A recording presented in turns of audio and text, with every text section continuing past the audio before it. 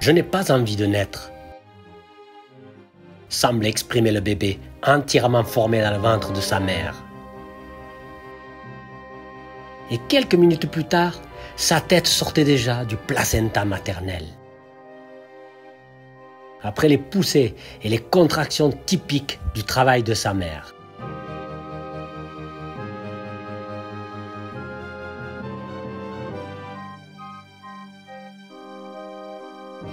Qui ont fini par expulser toute la créature de l'utérus, pour passer du milieu aquatique et obscur à la sécheresse de l'air, libre éclairé du lieu précaire spécialement préparé par la sage-femme. Beaucoup plus grand que le minuscule cloître dans lequel le fœtus avait résidé 9 mois avant d'entrer dans la vie extra-utérine. Et de commencer un voyage hasardeux à travers les avenues d'une vie initiale extraordinaire, pleine d'imprévus et de dangers. Il n'avait pas encore été placé dans un berceau envoûtant qu'un aigle royal pénétra soudain dans le lieu de naissance et saisit le nouveau-né dans ses serres.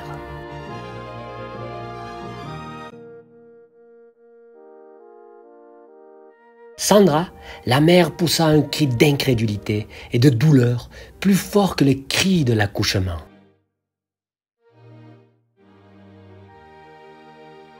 L'imposant oiseau survola les hauts sommets montagneux et déposa l'enfant et son berceau dans une petite grotte habitée par un ermite, qui s'étonna de voir l'animal s'envoler de sa caverne en s'approchant de sa demeure. Après une dure journée de chasse et de cueillette de fruits sauvages.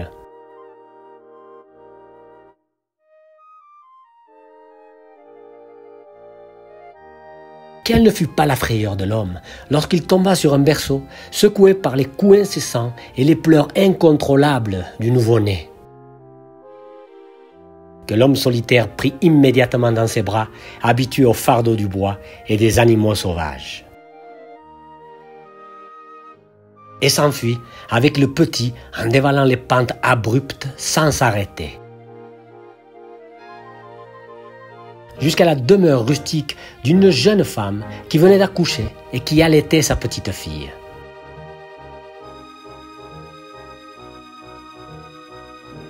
Il ne fallut pas longtemps à l'ermite pour convaincre la jeune fille de partager sa tétée avec le nouveau-né, à la condition raisonnable que l'homme subvienne aux besoins de la jeune fille en eau, en bois de chauffage et en nourriture en échange du précieux lait et des soins apportés à l'enfant.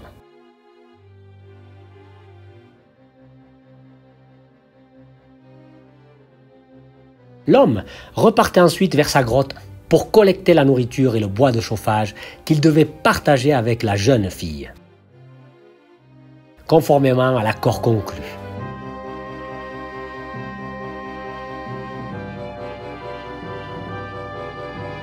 C'est ainsi que l'individu, isolé, apporta quotidiennement à la jeune fille de l'eau provenant d'une source proche de sa hutte, du bois de chauffage et de la nourriture pour l'année suivante, tous les 3 jours, jusqu'à ce qu'il meure de la morsure d'une vipère venimeuse. Peu après la mort de l'ermite, le père de la jeune fille arriva un jour à l'improviste chez la jeune fille, qu'il n'avait pas vue depuis qu'il l'a abandonnée à l'âge d'1 mois.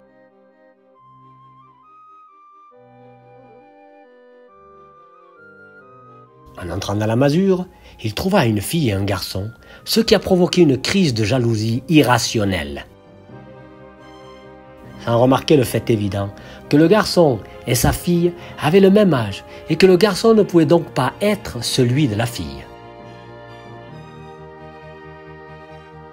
Il assomma la jeune femme d'un coup de poing, saisit brutalement l'enfant et partit en trombe avec lui dans les bras. Monta à cheval et le porta jusqu'à un village situé au pied de la montagne. Il mit la créature dans un sac de pommes de terre et l'abandonna devant une église. comme cela arriva à l'encyclopédiste français du XVIIIe siècle, d'Alembert, à l'insu de tous. Depuis le jour tragique où elle perdit son bébé, Sandra avait pris un air de profonde tristesse.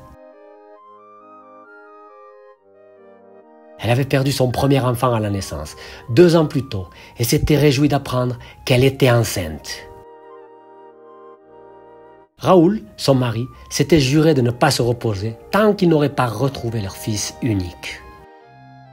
Mais il avait beau chercher en vain pendant des mois, il était persuadé que l'aigle avait dû le dévorer.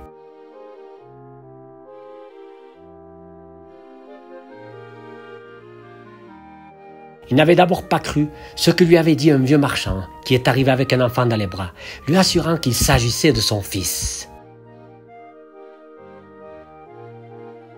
Il a fait valoir que l'enfant avait l'air d'avoir 1 an et qu'il n'avait pas de parents ou de tuteurs pour le réclamer. Il expliqua qu'un garçon avait trouvé l'enfant dans un sac de pommes de terre devant l'église du village voisin. Et que comme on savait dans le village qu'il avait cherché l'enfant au nom de Raoul, le jeune homme qui avait trouvé l'enfant était immédiatement allé le chercher et le lui avait vendu pour 100 pesos. Incrédule, mais avec un léger espoir basé plus sur le désir que sur une irréelle conviction, il accepta de payer la somme de 300 pesos que le vieil homme demandait pour l'enfant et l'amena à Sandra, qui, en le voyant, n'hésita pas à l'accueillir avec la joie ineffable avec laquelle une mère retrouve un enfant disparu.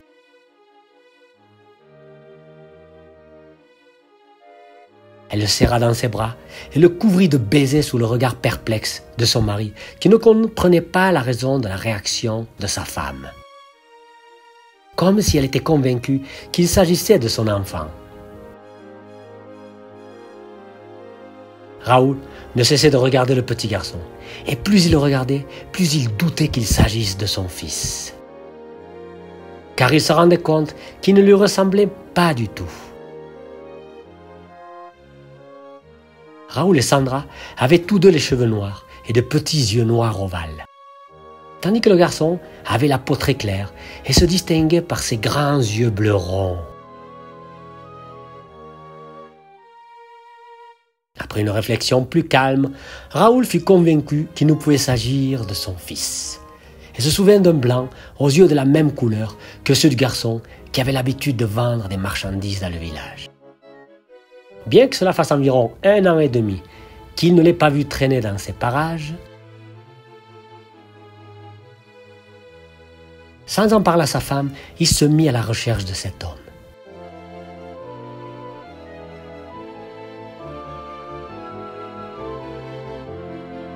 En chemin, il se souvint que peu avant la grossesse de sa femme, il se rendait souvent dans différents villages. Parfois assez éloigné, ce qui l'obligeait parfois à passer la nuit loin du domicile de sa femme.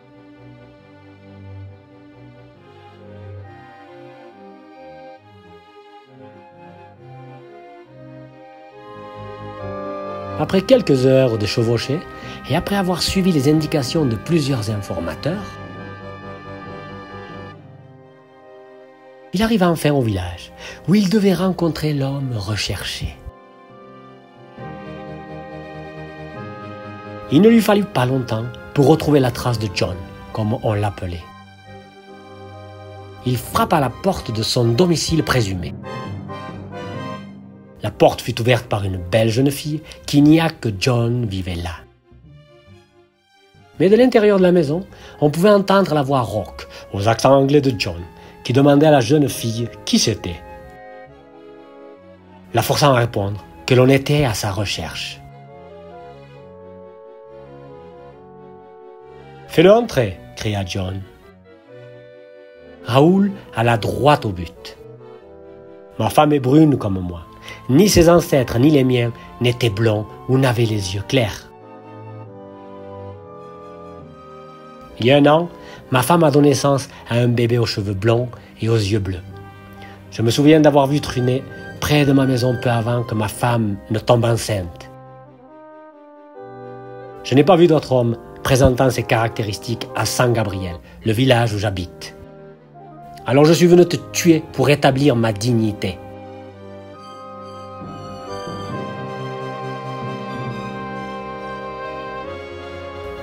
Je ne sais pas de quoi tu me parles. Je ne sais pas qui tu es et je ne connais pas ta femme, dit John. Raoul a alors levé son arme pour tuer John. Mais au même moment, la jeune fille lui a asséné un coup de hache sur la tête et Raoul est tombé raide mort. Maintenant, tu me conduis à San Gabriel pour voir cet enfant, sale traître. Juste pour t'avoir sauvé la vie, je veux vérifier si ce que raconte ce type est vrai. La jeune fille lui cria d'une voix furieuse. John n'avait pas d'autre choix que de la prendre. Il venait de l'épouser et ne voulait pas la perdre.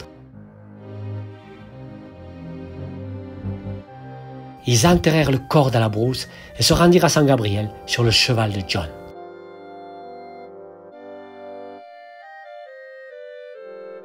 Dans un si petit village, il ne fut pas difficile de trouver la maison de Sandra. Le premier informateur a pu leur dire où la dame vivait, avec un bébé blond. Après tout, c'était le seul bébé avec ses caractéristiques.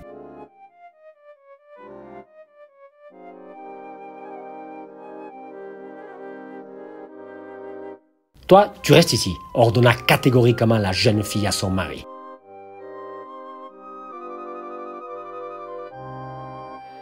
Il fallait qu'elle soit la seule à le découvrir directement et de première main.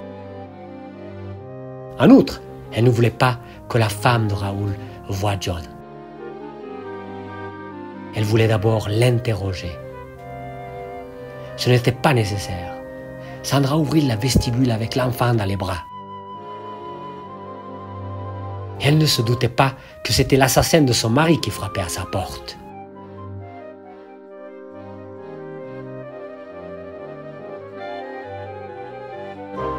La jeune fille vit que l'enfant était blond et que Sandra était bien brune.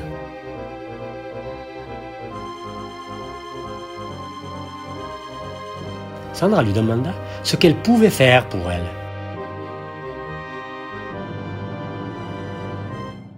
Et la jeune femme lui répondit qu'elle voulait lui poser quelques questions. Le propriétaire de la maison la laissa entrer et une fois à l'intérieur, elle vit un jeune homme blond en t-shirt, short et tongs qui connaissait parfaitement la maison.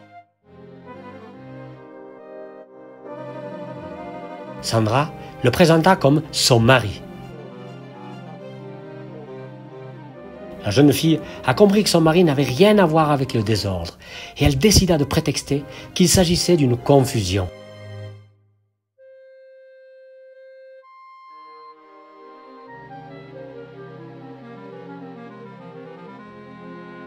Elle s'est excusée et a quitté la maison.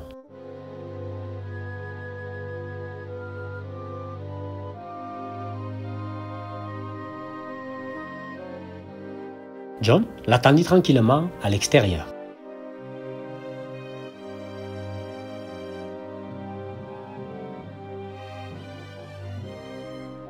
Alors qu'il montait à cheval pour le retour, les amants reprirent leur intense aventure érotique à l'intérieur de la demeure. Après avoir déposé le petit enfant blond, endormi dans son berceau pour qu'il s'endorme.